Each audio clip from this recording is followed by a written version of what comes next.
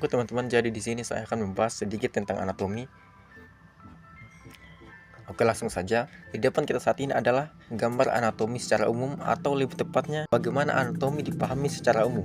Menurut saya setidaknya ada dua hal penting yang harus dikuasai sebelum bisa menguasai anatomi. Yang pertama adalah basic shape dan yang kedua adalah proportion. Nah, basic shape sendiri simpelnya adalah mensimplifikasi suatu objek, entah itu manusia, orang, bangunan, atau lain semacamnya. Contohnya seperti gambar di depan kita saat ini. Jika kita simplifikasi, maka kita akan mendapati 3 bentuk sederhana, yaitu kepala, tusuk, dan yang satunya. Nah, 3 bentuk sederhana barusan setidaknya menurut saya akan relevan pada pose manapun. Contohnya di sini kita bisa lihat implementasinya pada pose yang menyamping dan pose yang agak menyamping. Nah, untuk proporsi simpelnya ini cuma sekedar perbandingan ukuran antara satu organ tubuh dengan organ tubuh lain. Untuk lebih lanjutnya bisa kita lihat dari gambar berikut. Untuk sejauh ini nampak terlihat mudah, tapi teman-teman, sejatinya dengan memahami yang dua tadi saya sebutkan, basic shape dan proporsi, tidaklah cukup untuk mengakomodasi segala probabilitas pose yang dapat dilakukan oleh manusia. Atau lebih tepatnya, teori saja tidak cukup, dan sekarang yang dibutuhkan adalah latihan. Nah, yang jadi pertanyaan adalah, cara latihan seperti apa yang akan kita pakai untuk melatih ini? Nah, di sini saya akan mencontohkan dengan beberapa gambar. Di sini ini adalah official art dari Blue Archive. Kita akan menggunakan ini sebagai contoh. Oke, di sini kita bukan cuma sekedar stretching ya, karena tujuan kita adalah untuk latihan menggambar anatomi atau memperkuat muscle memory kita terhadap anatomi tubuh. Maka stretching yang kita lakukan akan berdasar pada basic shape dan proporsi yang kita pelajari barusan. Ya, bisa kita lihat dengan mudahnya kita menemukan bentuk dasar dari gambar ini. Nah, setelah seperti ini kita lanjutkan dengan menggambarnya lagi di sebelahnya.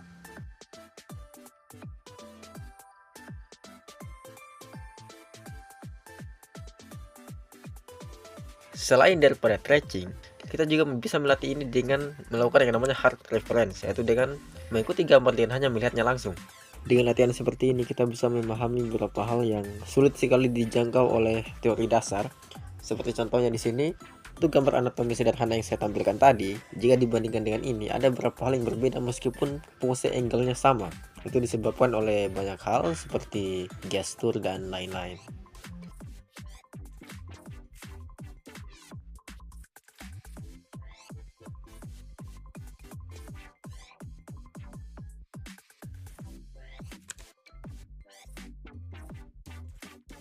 Kalau ditanya stretching dan hard reference adalah tindakan kotor, kalau untuk sekedar latihan kita bebas menggunakan metode apa saja.